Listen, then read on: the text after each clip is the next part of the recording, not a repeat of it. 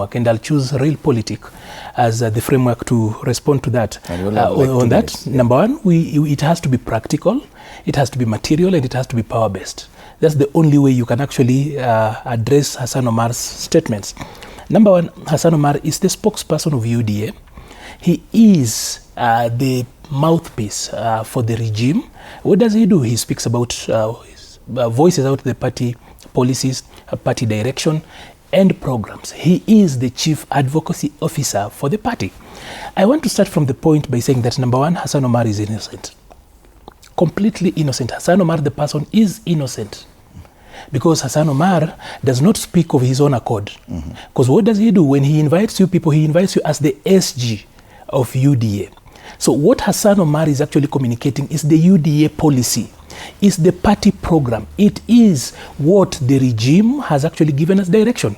Hassan did not call you, and when he spoke, by the way, it's not just about land. Hassan has actually been on this for a lot more times than we are willing to actually discuss here. He's continuously done that. But is Hassan Omar actually removed from what is happening within that particular end? No.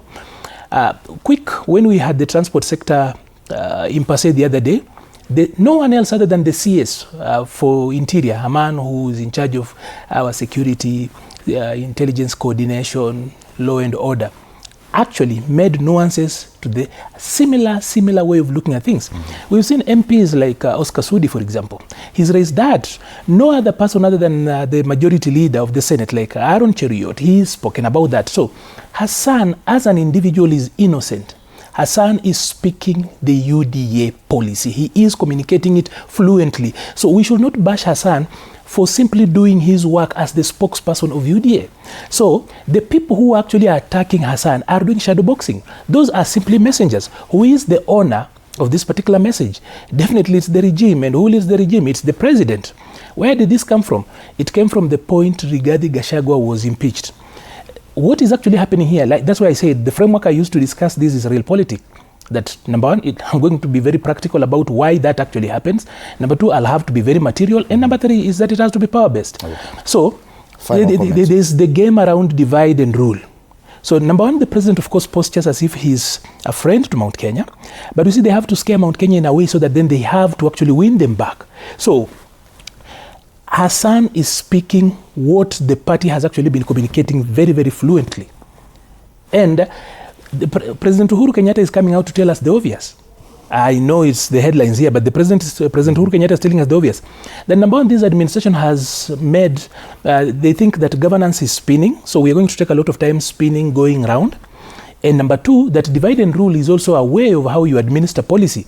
So if it has to take Uhuru Kenyatta, a man who literally was hounded out of office 3 years ago, to actually look right, be clapped for, if President Uhuru Kenyatta has to look right today, it really means we're doing badly.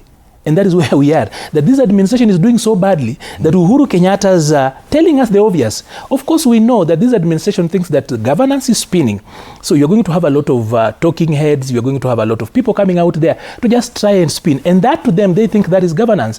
The other thing of it, they look at dividing and ruling as a way of doing policy, including what Hassan is actually doing. So I do not think that we really need to waste a lot of time talking about Hassan Omar. Hassan Omar, the individual, is actually innocent.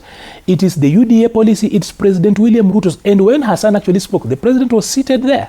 So we can nuance, and he didn't do anything. Yes. But that Hassan has actually come out and now the most important part to look at is that Hassan actually has found it necessary, of course, out of pressure, to come and do quote unquote a clarification. It means one thing.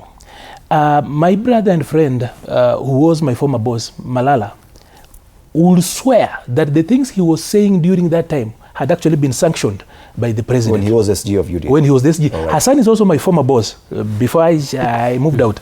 And I'm so sure from where he sits, he can actually swear that whatever he's doing, he has got the power of the backing. But then there is a Swahili saying, yes, that ukitaka nguruwe unachagua aliyenona. I think they are fattening Hassan for slaughter. A final comment, only 60 seconds from on the same.